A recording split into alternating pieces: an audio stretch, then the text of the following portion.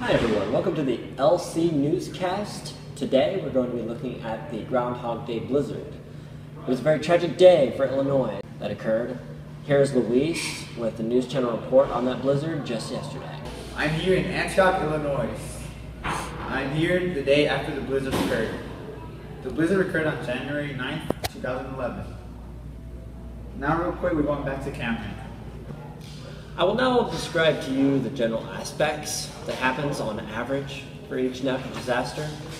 For a normal case, how it's formed is whenever air is rising over colder air, causing precipitation to occur.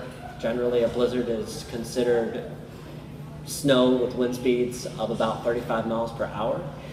And the average blizzard temperature is going to be negative 12 degrees Celsius.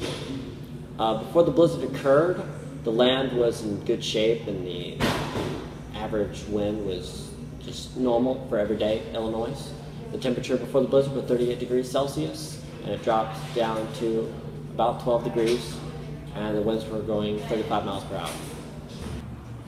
As you can see here in the United States, the storm is moving upwards north, right here in this area around Illinois, and it's especially strong right here in this area because the wind is going 36 miles per hour, increasing the speed. And we have reported that there's 36 fatalities in this area, and the cost is $1.8 billion. And the damages will also be the same amount.